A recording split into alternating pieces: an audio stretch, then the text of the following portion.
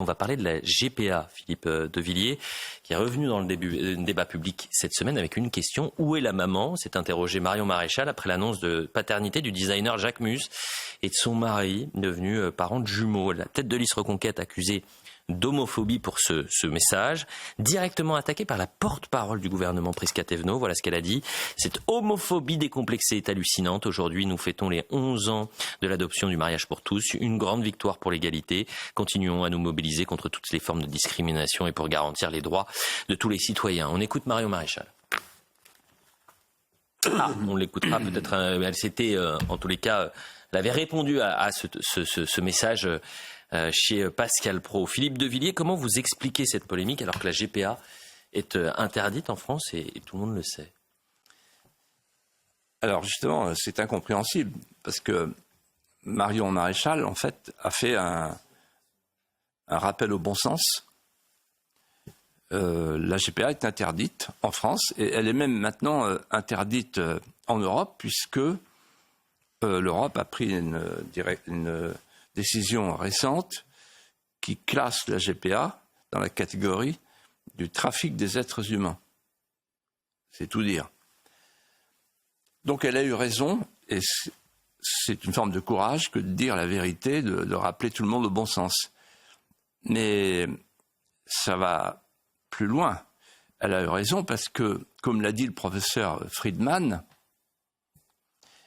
la GPA est une aberration biologique, sociale et psychologique.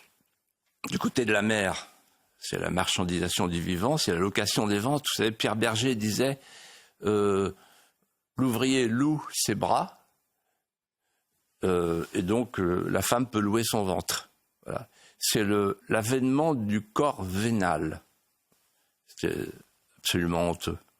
Et puis pour l'enfant, est-ce que vous imaginez l'enfant, quand il devient adulte et qui nous dit, voilà, mais j'apprends que j'ai été fait par une transaction commerciale. Donc c'est...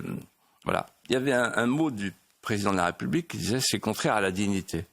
Mais en fait, je vais vous dire ce qui est en train de se passer. Et là aussi, elle a raison, elle a prévenu. Marion Maréchal, elle a dit, voilà, la banalisation précède la légalisation. Elle a compris une chose que moi je peux vous raconter. Quand il y a eu le mariage pour tous, quand il y a eu le Pax, bien sûr. On nous a dit c'est pour éviter le mariage pour tous. Et toute la droite, comme un seul homme, a foncé. Je les revois tous. Bon, quand même, Philippe, attends. Et il y a une porte coupe-feu. Bon, on a eu donc et le Pax et puis le mariage pour tous. Et dans le mariage pour tous, on a dit, oui, mais il n'y aura jamais l'adoption pour les couples homosexuels. Et on a eu l'adoption, on a eu la PMA même. Et puis, quand il y a eu la PMA, on nous a dit, il n'y aura jamais la GPA. Et là, la petite musique que vous avez citée, Elliot, avec la porte-parole, qui est inénarrable, cette porte-parole. C'est la reine de la gaffe. Donc elle s'est engouffrée en disant homophobie, etc. Ça n'a rien à voir. Bon, et peut-être qu'elle ignore la position du président de la République, mais peut-être aussi que le président de la République, il attend que les choses évoluent pour pouvoir nous dire le jour venu, comme pour la fin de vie, bon ben allons-y, voilà.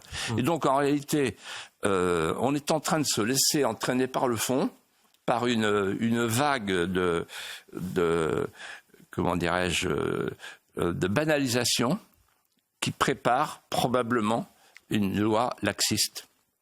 Geoffroy, une question pour Philippe. Une question, c'est vous venez de décrire ce qu'on appelle l'effet cliquet qui nous a fait passer du Pax au mariage, du mariage à l'adoption, la PMA, la GPA.